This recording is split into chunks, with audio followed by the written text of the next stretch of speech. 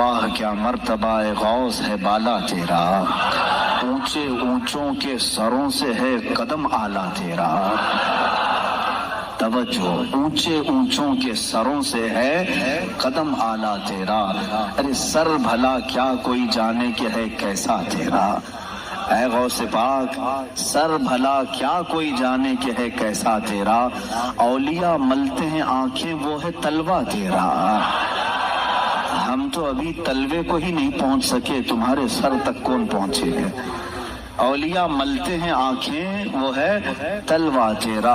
وہ شہنشاہ بغداد اگر منبر پر کھڑے ہو کر کے اعلان کر دے قدمی ہذہ علی رقبۃ کل ولی اللہ، میرا یہ پاؤں تمام اولیاء کی گردنوں پر ہے، تو پھر ہند کے خطے سے معین الدین اجمیری بھی یہ کہتے ہوں کہ بل علی رأسی و علی عینی، اے سلطان الاولیاء صرف آپ کا قدم گردن پر نہیں میرے سر پر بھی ہے۔ اور پھر اولیاء کاملین نے پکار کر کے دربار غوث میں یوں کہا تھا جب آپ نے اعلان کیا میرا یہ قدم اولیاء کی گردنوں پر ہے، جس کی گردن بنی منبر اولیاء، جس کا منبر بنی گردن اولیاء، اس قدم کی کرامت پہ لاکھوں سلام۔ انہوں نے جب اعلان کیا تو کیا اولیاء کاملین نے جواب میں کیا کہا تھا؟ جواب میں کیا کہا تھا؟ غوث پاک نے جب بغداد سے پکارا تو پورے مشرق و مغرب، شمال و جنوب کے اولیاء نے یوں کہا تھا، یہ دل یہ جگر ہے، یہ آنکھیں یہ سر ہے۔ یہ دل یہ جگر ہے، یہ آنکھیں یہ سر ہے، جہاں چاہو رکھو قدم غوث اعظم۔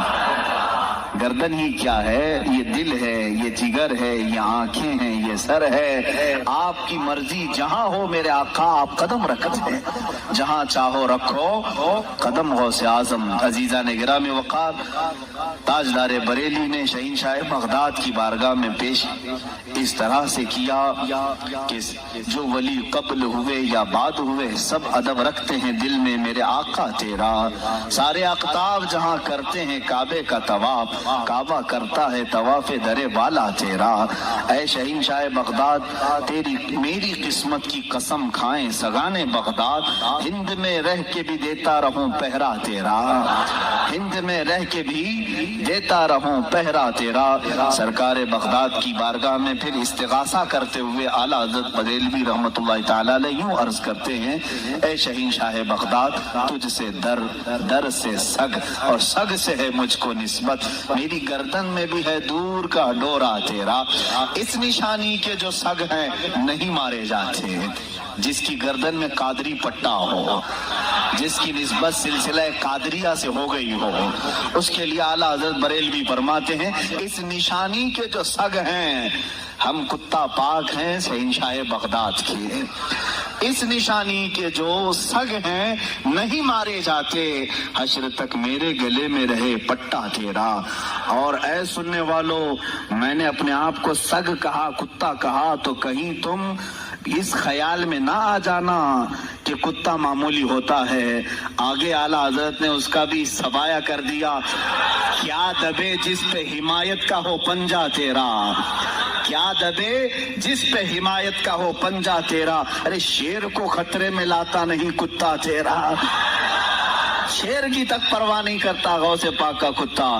تو میں نے اپنے آپ کو کتا کہا تو اس بھول میں نہ رہ جانا کہ کتے کو کوئی بھی مار لے جائے گا، اٹھا لے جائے گا۔ ہم نے کہا ہے دربار غوث کا کتا جو شیر کو بھی خطرے میں نہیں لاتا ہے۔ عزیزان گرامی وقار، بارگاہ غوث میں جو جھوم کر کے اشعار امام احمد رضا خان فاضل بریلوی رحمۃ اللہ تعالی علیہ نے بیان کیے، وہی ہماری گفتگو کا خلاصہ بھی ہیں۔ سرکار بغداد سیدنا عبد القادر جیلانی رضی اللہ تعالیٰ عنہ، یقیناً آپ کے ولی کامل ہونے پر تقریباً پوری امت کا اتفاق ہے۔ اتفاق کا مطلب صرف بریلویوں کا نہیں، دیوبندی بھی مانتے ہیں، اہل حدیث بھی مانتے ہیں، شیعہ بھی مانتے ہیں۔ غوث پاک رضی اللہ تعالیٰ عنہ کی ولایت سے ان میں سے کسی کا انکار نہیں۔ آج بھی بغداد میں جائیں، لنگر بٹ رہا ہوتا ہے، شیعہ بھی کھا رہے ہیں۔ غوث پاک رضی اللہ تعالیٰ عنہ کا لنگر آج بھی بٹ رہا ہے۔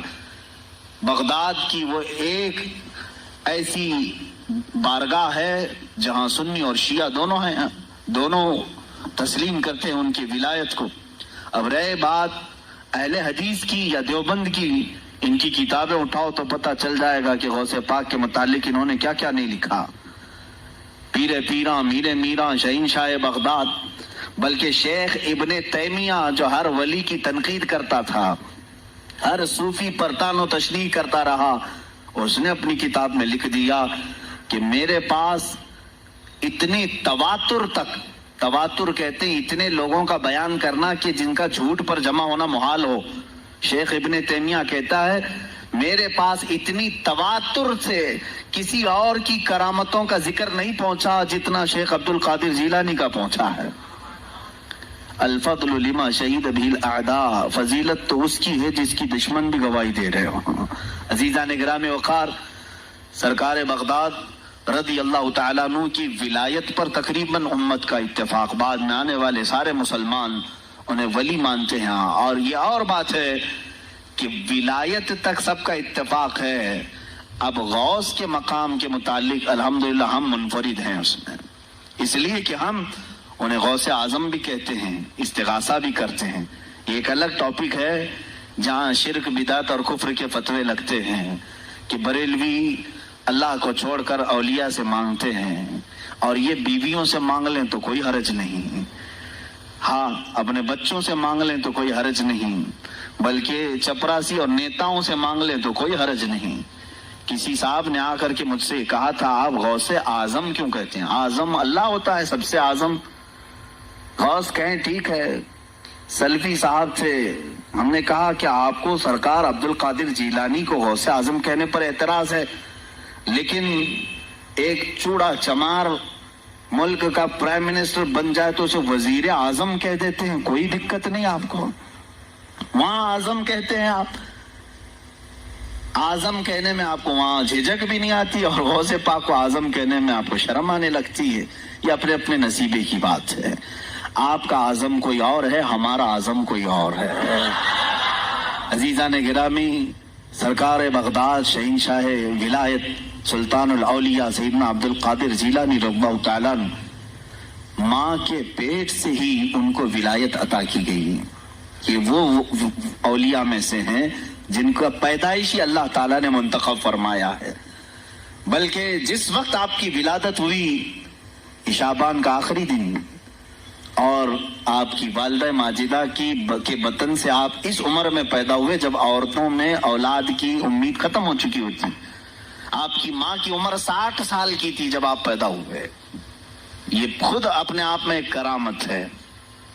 اور سرکار بغداد رضی اللہ تعالیٰ عنہ جب جیلان میں پیدا ہوئے تو آپ کا معمول تو دیکھیں، آپ کی ماں خود بتاتی ہیں دوسرے سال غالباً لوگوں کو چاند میں شک ہو گیا، 29 کا چاند نظر آیا کہ نہیں آیا. بعض کہنے لگے ہو گیا ہوگا، بعض کہنے لگے نہیں ہوا ہوگا.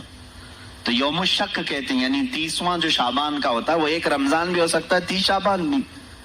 تو لوگ آئے حضرت فاطمہ ام الخیر کے پاس جو غوث پاک کی ماں ہے، پوچھا کہ کل کا چاند ہوا کہ نہیں ہوا، ہمیں شک ہو گیا ہے. آپ نے کہا چاند ہو گیا ہے اور رمضان شروع ہو چکا ہے. کہا کیسے؟ کہا صبح سے میرا بیٹا عبد القادر دودھ کو منہ نہیں لگایا ہے، اور میرے بیٹے کا یہ معمول ہے پچھلے رمضان سے ہی، جس وقت غوث پاک پیدا ہوئے رمضان شروع تھا. ان کی ماں کہتی ہیں سحری سے لے کر افطار تک غوث پاک اپنی ماں کا دودھ نہیں پیتے تھے. یہ بچپنے میں ماں کی گود میں روزے کا آپ کے اوپر کوئی مکلف نہیں تھے، آپ احکام شریعت ابھی آپ کے اوپر لاگو نہیں تھے، لیکن اللہ کا ایک ولی آتا ہے تو وہ نظام خدا قائم کرنے کے لیے آتا ہے. آج میں اسی پر گفتگو کرنا چاہوں گا. اللہ کے اولیاء ظاہر کیوں ہوئے دنیا میں اور کیوں آتے ہیں؟ ان کا سب سے بڑا مقصد دنیا میں آنے کا، جلوہ بار ہونے کا، وہ یہ ہوتا ہے کہ نظام خداوندی کو زمین پر قائم کریں. جس کی کائنات ہے اسی کی بات یہاں پر قائم ہونی چاہیے. اب یہ باتیں وقت کے ساتھ گزرتی جاتی ہیں اور لوگ بھول جاتے ہیں. آپ سب کو پھر میں یاد دلا دوں، میرے عزیز، میں نے بھی اور آپ نے بھی اللہ سے ایک وعدہ کیا ہے. ہماری روحوں نے اللہ سے وعدہ کیا ہے. جب اللہ تعالیٰ نے ہمیں پیدا بھی نہیں کیا تھا اس وقت ہماری روحوں کو بلا کر اس نے ایک وعدہ لیا، الست بربکم، کیا میں تمہارا رب نہیں ہوں؟ میں تمہارا مالک اور خالق نہیں ہوں؟ تو سب کی روحوں نے کہا تھا قالوا بلا وربنا، کیوں نہیں مولا، تو ہی تو ہمارا رب ہے۔ رب تعالیٰ نے فرمایا کیا تم اسی وعدے پر برقرار رہو گے دنیا میں جانے کے بعد؟ سب نے کہا تھا ہم وعدہ کرتے ہیں مولا اسی پر باقی رہیں گے۔ یہاں آنے کے بعد کتنے وہ لوگ ہیں جو اس کی ربوبیت کا اقرار کرتے ہوئے اس کائنات میں صرف اس کے گن گاتے ہیں۔ کفار و مشرکین تو وعدہ خلاف ہیں، توڑ دیے، انہوں نے اللہ کے علاوہ کسی اور کو خدا بنا لیا، لیکن تم نے اللہ اکبر تو کہا، زبان سے تو تم نے تسلیم کیا، لیکن تمہارا رہن سہن یہ بتاتا ہے کہ تمہارا مالک کوئی اور ہے، کسی اور کو راضی کرنے میں لگے ہوئے ہو، کسی اور کی دریوزہ گیری کر رہے ہو، کسی اور کی خوشامدی میں کھڑے ہوئے ہو، درباروں کے آستانوں کے دروازوں پر تمہارا کھڑا ہونا گھنٹوں پر کسی کو راضی کرنے کے لیے، یہ تمہارا عمل بتاتا ہے کہ تم نے رب اعلیٰ کو اکبر نہیں سمجھا۔ وعدہ تو تمہاری روحوں نے کیا تھا کہ تیرے سوا کسی کو ہم حاکم نہیں تسلیم کریں گے، حاکم اعلیٰ صرف اللہ ہے۔ اولیاء کاملین یہی بات یاد دلانے کے لیے آتے ہیں، پھر تمہیں یہ یاد دلانے کے لیے آتے ہیں، اور جس شان سے وہ دنیا میں آتے ہیں بچپن سے ہی ان کے حالات ایسے ہوتے ہیں کہ شریعت طاہرہ کی پابندی ان کے ہر قول و عمل میں نظر آتی ہے، ہر قول و عمل میں۔ اس لیے کہ ہم جس کی زمین پر ہیں اور جس کی آسمان کے نیچے ہیں، بات ہوگی تو صرف اسی کی ہوگی، بات ہوگی تو صرف اسی کی ہوگی۔ مجھے ایک بات یاد آتی ہے، سرکار مفتی اعظم ہند رحمۃ اللہ تعالی علیہ، آپ کے سامنے کوئی صاحب تقریر کر رہے تھے، یہ زمین سب کی ہے، ان کی بھی ہے، ان کی بھی ہے، ان کی بھی ہے۔ آپ نے کہا چپ رہو، زمین اللہ کی ہے اور صرف اللہ کا نام ہو۔ یہ سب کی ہمت نہیں بولنے کی، زمین اللہ کی ہے اور اللہ ہی کا، یہاں پر اللہ ہی کی بولی بولی جائے، اسی کے لیے زیب دیتا ہے۔ جس کے گھر میں رہ رہے ہو اسی کی بات کرو۔ عزیزان گرامی اوقات، سرکار بغداد، ان کی کرامات اپنی جگہ پر، لیکن ان کی زندگی کے کچھ اہم گوشے میں لے کر آج حاضر ہوں۔ آج ہمارے حالات کے اعتبار سے بھی ضرورت ہے اس کی۔ جب آپ پروان چڑھتے رہے اپنی ماں کی گود میں، بہت جلدی آپ کے والد گرامی کا انتقال ہو گیا۔ آپ سے خود پوچھا گیا تھا غوث پاک سے، آپ کی جوانی میں یا جب آپ کا شہرہ بغداد میں بہت ہو گیا تب پوچھا گیا تھا آپ کو اپنے ولی ہونے کا احساس کب ہوا؟ غوث پاک سے ہی پوچھا گیا تھا آپ کو کب پتا چلا اللہ نے آپ کو ولایت کا یہ مقام عطا کیا؟ آپ فرماتے ہیں جب میں 10 سال کا تھا، مدرسے جاتا تھا تو غیب سے ایک آواز آتی تھی، افصحوا فی المجالس لولی اللہ۔ غیب سے آواز آتی تھی، اے لوگوں مجلس میں جگہ چھوڑ دو، اللہ کا ولی آ رہا ہے۔ یہ آواز صرف میں نہیں، میرے استاد بھی سنتے، وہاں بیٹھے شاگرد بھی سنتے، اور سب کھڑے ہوتے تھے، جگہ دیتے تھے۔ غوث پاک فرماتے ہیں جب ہر بار مجھے یہ آواز آنے لگی تب مجھے احساس ہوا کہ اللہ تعالیٰ نے مجھے ولایت کا تاج پہنایا ہے۔ پھر آپ کو لہو و لعب میں، کھیل کود میں نہیں رکھا گیا۔ فرماتے ایک بار میں صرف ایک گائے کی پونچھ پکڑنے کی کوشش کر رہا تھا، گائے پلٹ گئی، فصیح عربی میں کہنے لگی الہذا خلقت ام بہذا امرت یا عبد القادر، اے عبد القادر کیا تجھے اسی کام کے لیے پیدا کیا گیا یا تجھے اللہ نے اس کام کا حکم دیا کہ میری پونچھ پکڑے؟ غوث پاک فرماتے ہیں میں چونک گیا کہ ایک جانور مجھ سے عربی میں بات کر رہا ہے۔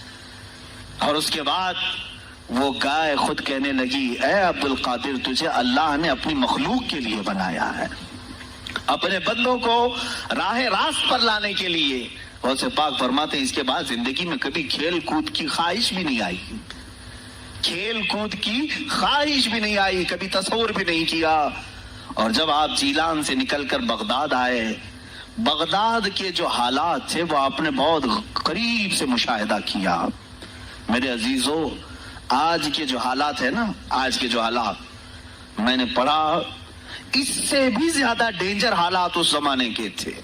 آج لوگ حالات کی شکایت کرتے ہیں، بہت سارے علماء مولانا ہم سے کہتے ہیں حالات اب صحیح نہیں ہیں، ویسے نہیں ہے پہلے۔ میں تمہیں غوث پاک کے حالات بتاتا ہوں، اس وقت سیاسی حالات کیا تھے۔ اس وقت سیاسی حالات اتنے خطرناک ہو چکے تھے، بغداد میں شیعوں نے اپنا گڑھ جمایا تھا، یہاں تک کہ ہر عالم پر، ہر واعظ پر، ہر امام مسجد پر پابندی تھی، سیدنا ابو بکر صدیق اور حضرت عمر کا کوئی نام نہیں لے سکتا تھا، کوڑے مارے جاتے تھے۔ شیخین کا اگر کسی نے نام لے لیا، کسی عالم نے، کوڑے مارے جاتے تھے۔ خلیفہ واثق باللہ تک یہ تاریخ چلی بغداد میں، اور سلطنتیں ٹوٹ چکی تھی، سیاسی حالات اس قدر خراب ہو چکے تھے، چھوٹی چھوٹی ٹکڑیوں میں بٹ چکے تھے مسلمان۔ مصر کی طرف دیکھیں تو فاطمی حکومت قائم ہو گئی تھی، وہ اپنے آپ کو فاطمی کہہ رہے تھے۔ بغداد میں عباسی خاندان حکومت کر رہا تھا، اور وہ بھی سمٹ کر کے صرف بغداد کے اطراف رہ گئی بس۔ پھر ترکی کی طرف دیکھیں تو سلجوقی خاندان تھا، ایک ایک ٹکڑا حکومت کر رہا تھا، اور یہی آپس میں دست بگریباں تھے، ایک دوسرے سے لڑ رہے تھے۔ اور پھر پلس اس پر ایسا کہ بازنطینی جو عیسائی تھے، صلیبی تھے، ان سلطنتوں کو آپس میں لڑا کر کے اس قدر شدت پیدا کر چکے تھے کہ بغداد والا مصر نہیں جا سکے، مصر والا ترکی نہ آ سکے۔ پھر ادھر بخارا، سمرقند، نیشاپور، یہ جو رشیا میں ہیں آج، ازبکستان وغیرہ میں، یہاں الگ ایک سلطنت قائم تھی، اور ہند میں الگ کفرستان تھا۔ سب جگہ الگ الگ حالات تھے، اور مسلمانوں کے لیے اس زمانے میں ایسے حالات ہو گئے۔ بغداد علمی مرکز تھا، کوفہ اور بصرہ علم کے مرکز تھے، آپسی رنجشوں کی وجہ سے بادشاہوں کی طلبہ ایک جگہ سے دوسری جگہ کا سفر نہیں کر سکتے تھے۔ بغداد کے سارے مدرسے بند پڑے ہوئے تھے، کیونکہ طلبہ آ نہیں سکتے۔ کہاں سے آئے تم؟ مصر سے آئے، واپس جاؤ، اس سلطنت میں کیا کر رہے ہو؟ اس طرح کی سختیاں، یہاں تک کہ یہی زمانہ ہے جب حسن بن صباح نام کا ایک ایسا منافق جس نے اس زمانے کے بادشاہوں کو خرید لیا اور کچھ لوگوں کو نشے کا خوگر بنایا۔ حشیشین وغیرہ آپ نے سنا ہو، صلاح الدین ایوبی کا زمانہ ہے یہ۔ غوث پاک سے صرف 4 سال بعد صلاح الدین ایوبی آئے، صرف 4 سال بعد۔ اس زمانے میں حسن بن صباح نے ہزاروں نوجوانوں کو نشے کا عادی بنا دیا تھا، ہزاروں نوجوان۔ اور کیسا نشہ، کوکین، افیون وغیرہ سب تو لے کر کے تو لوگ ہوش میں آ جاتے ہیں۔ وہ ایسا تھا کہ اس نے جو نشہ دکھایا تھا، ایک چھوٹے سے کمرے میں ان کو رکھتا اور انہیں بتاتا کہ یہ درخت ہیں، یہ نہر ہے، یہ محل ہے، یہ حور ہے، تو اسے وہ جنت ہی سمجھتے تھے۔ اور پھر اس کمرے سے باہر نکالتا اس کو، تڑپ تڑپ کے آدمی مر جاتا کہ مجھے میری جنت میں واپس کرو۔ وہ جنت نہیں، کمرہ ہوتا تھا، لیکن نشہ اسے ایسا کرایا جاتا تھا کہ اس کمرے کو وہ جنت سمجھنے لگتا تھا۔ اور ان نوجوانوں سے کیا کرایا جاتا تھا؟ ان کو نشے کا عادی بنا کر کے باہر نکالا جاتا، انہیں ٹارگٹ دیا جاتا، فلاں مجلس میں جاؤ، فلاں خلیفہ کو قتل کرو، فلاں وزیر کو مارو، فلاں سپاہیوں کو مارو، فلاں عالم دین کا قتل کرو۔ اور وہ اپنا ٹارگٹ پورا کر کے آتے ہیں، اس لیے کہ انہیں نشہ چاہیے تھا۔ وہ 1 دن 2 دن سے زیادہ اس نشے کے بغیر رہ نہیں پاتے ہیں، وہ اپنا ٹارگٹ کرنے کے لیے اپنی جان بھی جوخم میں ڈالتے ہیں۔ اس طرح کے کئی حملے خلفاء پر کرائے حسن بن صباح نے۔ اور جانتے ہیں، میں نے آج تاریخ دیکھی، حسن بن صباح نے علماء اہل سنت کو، اس زمانے کے 40,000 علماء کو قتل کرایا۔ یہ وہ زمانہ تھا جب بغداد کا حال یہ تھا کہ نشہ زیادہ ہو چکا تھا، علم دین کے مراکز بند ہو رہے تھے، اور علماء بولنے میں ہچکچا رہے تھے، ڈر رہے تھے، اور سلطنتیں آپس میں ایک دوسرے سے ٹکرا رہی تھیں۔ جو خلیفہ بیٹھتا، وہ نہایت عیاش قسم کا خلیفہ آتا تھا۔ اکثر خلیفہ عیاش آئے، ان کے حریم میں، ان کے حرم خانے میں، یعنی ان کے محل میں 40 عورتیں ہوا کرتی تھیں، جن کے ساتھ وہ وطی کرتے، جمع کرتے۔ جبکہ وہ مسلمان خلیفہ، ایک بادشاہ کے لیے چاہے کوئی بھی ہو 4 سے زیادہ کی اجازت ہے، 40 کنیزاؤں کے ساتھ وہ زندگی گزار رہے ہوتے۔ اس میں عیسائی بھی ہوتی، یہودی بھی ہوتی، سب قسم کی ہوتی۔ یہ خلفاء کا حال تھا۔ تم کیا کہہ رہے ہو ہمارے زمانے کو؟ ارے حالات برے ہیں، حالات برے ہیں۔ ابھی اور میں بتاؤں کتنے برے حالات اس زمانے میں تھے۔ علماء کو کوڑے مارے جاتے تھے اگر بولے. ارے شیخین کا نام لینے پر پابندی بغداد میں لگ گئی ہو، اس سے بڑا اور ظلم کیا ہو سکتا ہے؟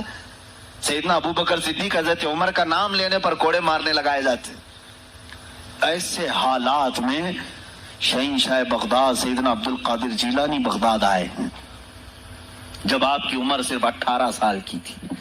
18 سال کی جوانی میں آپ نے ملاحظہ کیا، حالات کو دیکھا، تعلیم حاصل کی بڑے بڑے اساتذہ سے. آپ کے اساتذہ فقہ میں الگ ہیں، حدیث میں الگ ہیں، تفسیر میں الگ ہیں، علم کلام میں کئی علوم و فنون پہ آپ نے مہارت حاصل کی. اس کے بعد حالات دیکھ کر کے آپ نے کیا کہا؟ یہ اب یہاں سے میں ہر ایک عالم دین کے لیے بشمول من میرے لیے نصیحت سمجھتا ہوں. غور سے سن لیں. غوث پاک رضی اللہ تعالیٰ عنہ کی زندگی میں ایک موڑ ایسا آیا، اور شاید میں نے بھی کبھی کئی مرتبہ اس طرح سوچا ہے، میں کمپیئر نہیں کر رہا ہوں، لیکن سنیں، حالات کو دیکھ کر کے غوث پاک نے جنگل کا رخ اختیار کر لیا. کرتے رہے، لیکن فرماتے ہیں مجھے غیب سے آواز آئی اللہ رب العزت کی طرف سے.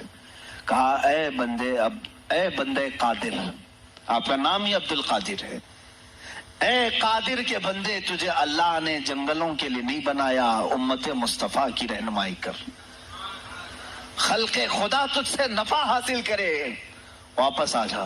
غوث پاک فرماتے ہیں میرا ارادہ تو تھا کہ میں اپنی زندگی اللہ کی یاد میں فنا کر دوں، لیکن میں شہر صرف اس لیے واپس آیا کہ جنگل میں صرف میری اصلاح ہو سکتی ہے، شہر میں پوری امت کی اصلاح ہو سکتی ہے. علماء کے لیے یہی آج نصیحت ہے. تم چاہے تو گدی نشین بن جاؤ، سجادہ نشین بن جاؤ، جھولی نشین بن جاؤ، جنگل نشین بن جاؤ. ہو سکتا ہے تمہارے اپنے فائدے کے لیے تم سوچ سکتے ہو. میں نے ابھی یہ کہا، میرے دل میں ارادہ تھا کہ گوشہ نشین ہو کر کے اپنی عبادت کریں، اپنی آخرت کی فکر کریں. نہیں، علماء کو اللہ تعالیٰ نے علم عطا کیا ہے امت مصطفیٰ کی رہنمائی کے لیے. یہ امانت ہے، چاہیں تو بھی چھپ نہ. اچھا، وہ اتنی عبادتوں کے عرصے میں جانتے ہیں کہاں کہاں کا سفر نہیں کیا انہوں نے؟ جنگلوں کا سفر، صحراؤں کا سفر، بیابانوں کا سفر، یہاں تک کہ سری لنکا کی سرزمین تک پہنچے، ملتان تک آئے. یہ تاریخ کی کتابیں بتاتی ہیں آپ نے پیدل یہ سارے سفر کیے. پھر واپس اسی بغداد آئے جہاں کے حالات بڑے ہی کشیدہ تھے، اور خلفائے وقت کے خلاف زبان کھولنا یہ آگ سے کھیلنے کے برابر تھا، آگ سے کھیلنے کے برابر تھا. اور سب سے بڑا مسئلہ تو غوث پاک کے لیے یہ تھا کہ آپ بغداد کے نہیں تھے، عراق کے نہیں تھے، آپ جیلان سے آئے تھے. جیلان ایران میں ہے. اس زمانے میں طبرستان ایک صوبہ تھا، طبرستان کا ایک شہر جیلان تھا. جیلان سے آئے ہوئے تھے بغداد میں. آپ کی زبان فارسی تھی.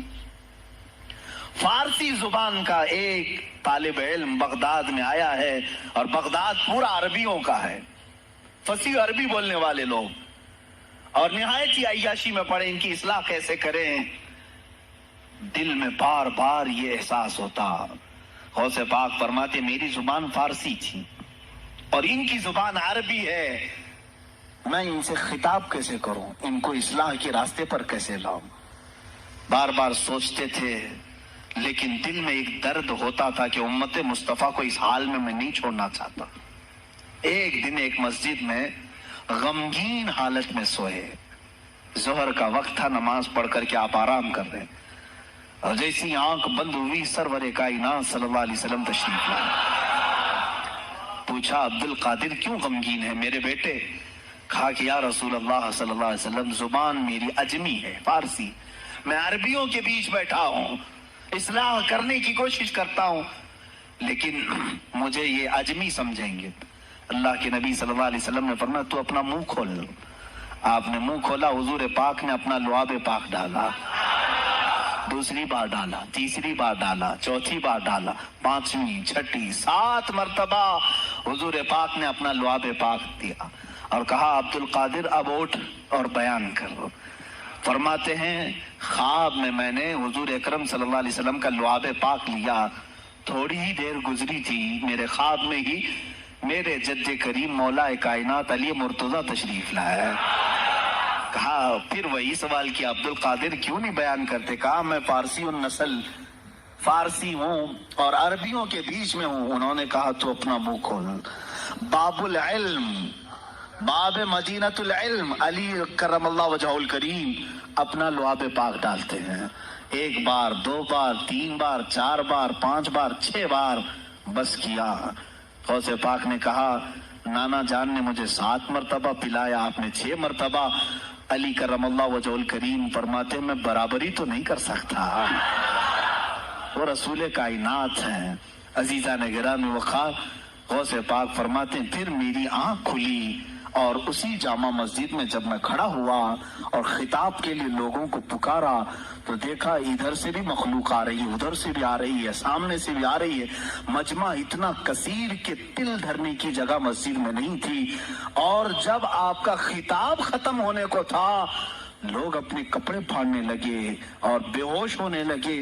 اتنی تیر بہدف کلمات تھے کہ سیدھے سینے میں پیوست ہو جاتے، دلوں میں اتر جاتے۔ اس کے بعد وہی دن تھا سیدنا عبد القادر جیلانی کو لوگوں نے ہاتھوں ہاتھ اٹھایا۔ بغداد میں شہرا ہو گیا کہ کوئی ایک اجمی آیا ہے اور عربیوں پر فوقیت لے گیا ہے، سارے عربی اس کے سامنے دنگ رہ گئے ہیں، کوئی عربی اس کی فصاحت کو نہیں پہنچ پاتا ہے۔ کئی لوگ امتحان کے لیے بھی آئے، ایسا نہیں ہے کہ غوث پاک کو یوں ہی چھوڑ دیا گیا۔ میرے عزیز تم تو 1000 سال کے بعد کرامتیں سنتے ہو نا، یہی لگتا ہے کہ غوث پاک بہت کرامتوں کے مالک تھے، بہت بڑے عالم اور بڑے ولی کامل تھے، کچھ نہیں ہوا ہوگا ان کے ساتھ۔ ہمارے سے زیادہ خطرے انہوں نے مولے ہیں، ہم سے زیادہ حاسدین ان کے تھے، دشمنی کرنے والے اپنوں میں بھی بہت سارے تھے۔ غوث پاک رضی اللہ تعالیٰ عنہ کا جب خطاب شروع ہوا، کیا ایک خطیب جب مشہور ہونے لگے تو دوسرے مولوی خاموش رہ جائیں گے؟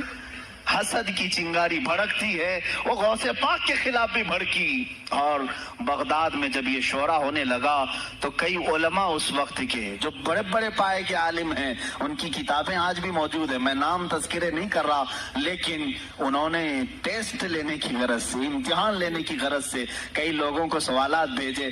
ایک دن مجلس میں ایسا تھا کہ غوث پاک تفسیر قرآن بیان کرتے تھے۔